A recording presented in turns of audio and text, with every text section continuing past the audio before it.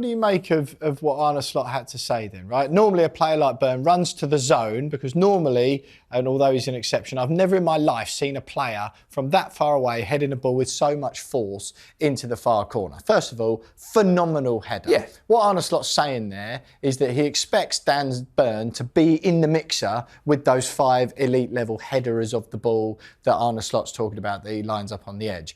Eddie Howe, interestingly, also said afterwards that they've been practising for 2 weeks set plays with this game in mind, and he joked that Dan Burn would be the first to admit he has not been practising them that well, suggesting that it wasn't going as well as he'd liked.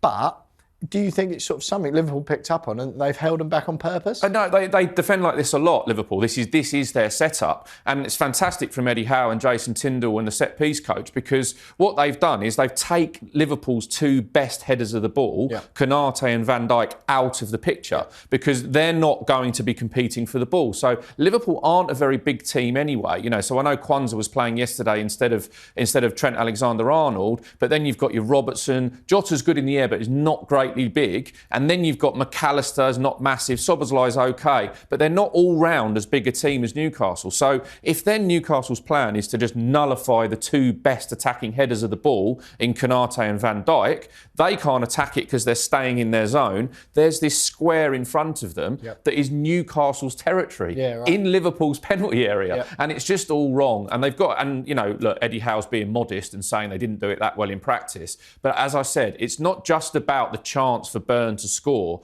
it's also for the knockdowns. Well, so you win the first header and then you've got a chance of scoring from the follow-up. Yeah, but just to break it down then, Newcastle leaving the players on the edge of the box, that you think is a deliberate thing, first of all? Absolutely, yes. So just don't get involved where they're good headers. And then that means you're not drawing Konate and Van Dijk out. Stay out of that position.